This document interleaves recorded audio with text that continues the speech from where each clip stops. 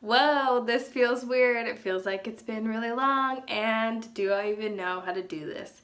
Did I ever know how to do this? Probably not.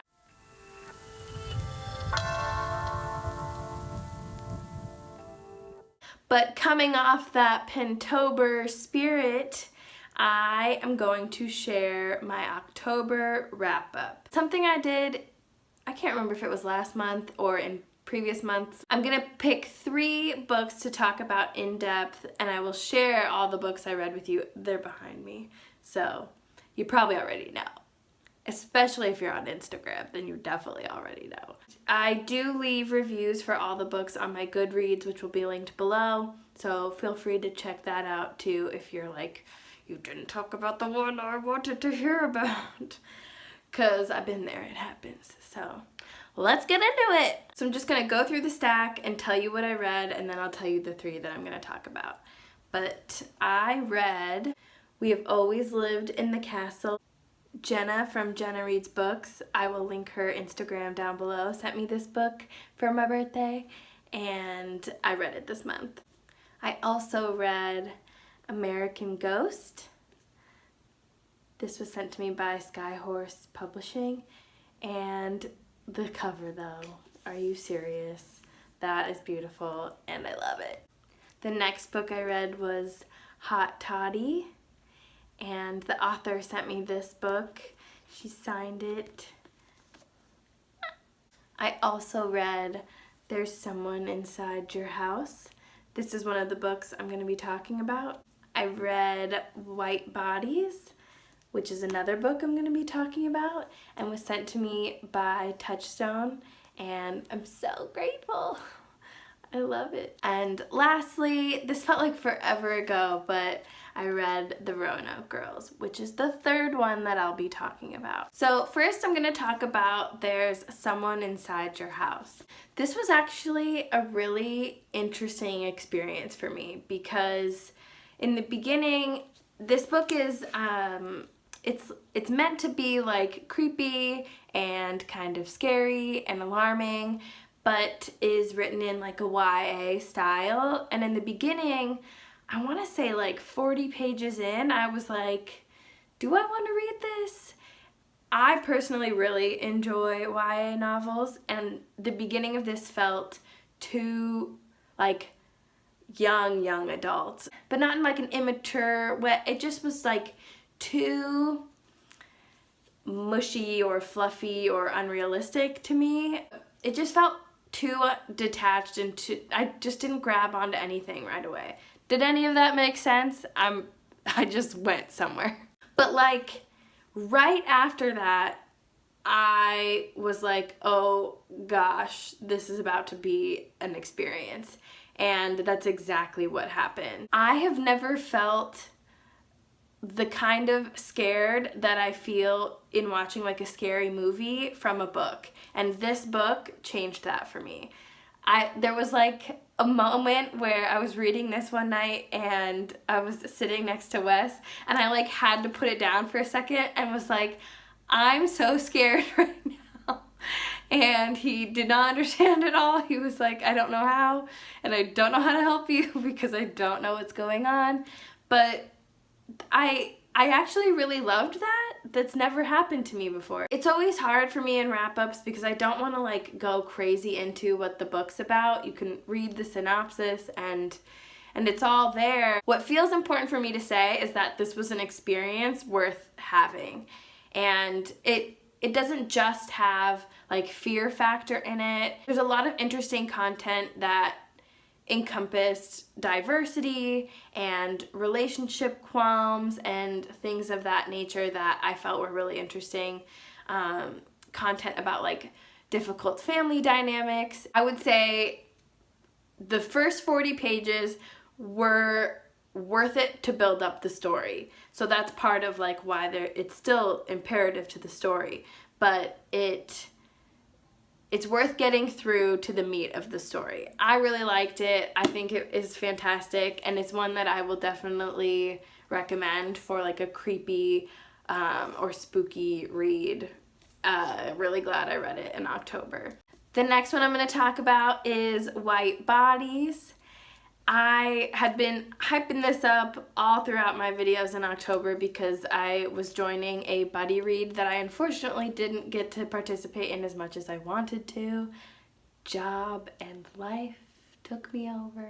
But this was actually also one that it creeped me out in a very different way, and in a way that I really wasn't expecting. And I don't want to be very like spoilery about what happens, but essentially there's two sisters. The older sister is dating a man that the younger sister feels very questioning about and is worried about, thinks he's kind of a creep, and that he has the potential to be violent. And when I read that synopsis, I thought, oh my gosh, that is gonna freak me out. And I thought I was gonna feel really scared for the older sister. And it turns out that Callie, the younger sister, is what scared me the most in this book. And I don't think that's a spoiler. I think that that is opinion, so I'm gonna share it. I don't know. This was an interesting experience because it was so it wasn't what I expected. And it wasn't necessarily in like a bad way. I was really interested in it throughout, but I did have a lot to talk about and process afterward. And I don't really know if I loved how it ended. Overall, I was really glad that I read it this month. I felt like it really fit the vibe I was looking for. And I feel really appreciative to Touchstone for sending me this copy. And you should give it a read. I think that if you want to feel afraid of a human, that this is a great pick. And it will probably make you look at people differently. So, yay! Lastly, but definitely not least, and what everybody wanted to hear about, is the Roanoke Girls. And I have to say, oh, as I have in a lot of videos this October, that if there's one thing not to do, do not recommend this to a family member. Oh, and when you read it, you'll know why, because it's just too much and too creepy. This is not the kind of creepy that I thought I was going into. I thought that it was going to be like a horror, murder-esque vibe. I don't know what I had created in my head about this, but there was just so much like mystery and intrigue on both Bookstagram and BookTube about it that I was like, I'm reading this definitely. And like just a creepy girl vibe that I'm always looking for, but it was vastly different than that. And I like so badly just want to say what it's about, because once you know, then I think you know if you want to read it or not. But I'm sure there's some deep place on the internet that somebody has broken this down and shared all of the content about it. I personally really loved the writing style, and I liked the story overall. I thought it was great, well written, the characters were strange, and like, it's funny because I talked to my dad about it, who listened to the audiobook, and there's a portrayal of the characters that I think is interesting, and I don't know how I feel about it. Like, for example, some are given more of like a twang to them that I think portrays them, or is trying to portray them as like dumb and ditzy. That's not what I pictured reading it. I definitely pictured something, but I didn't necessarily picture that. I think if you're into like psychology and abnormal behavior and content that can be described as disturbing, then you would like this book. And I unfortunately fall into that category. What does that say about me as a person? I don't know. I'm also a therapist, so do you want to keep watching my videos? Do you want to stay here? What I will say, it essentially covers a dark history of the Roanoke family, and it's alarming. It's alarming, it's traumatic, I feel like I may have rated this a 5 or at least a 4, 4.5. Like, I was just so intrigued. Even when I found out what disturbing content we were going into, I like really needed to know what happened with this family and these girls, and goodness gracious. When I was watching videos about it, a lot of people were talking about like trigger warnings and things of that nature. There is a lot of sexual content within it, so if that disturbs you on its own, I wouldn't recommend it. There's a lot of traumatic experience within a family. I think that the experience of trauma within a family is something that people can relate to. However, I think that the trauma in this story is a little bit more disturbing. Overall,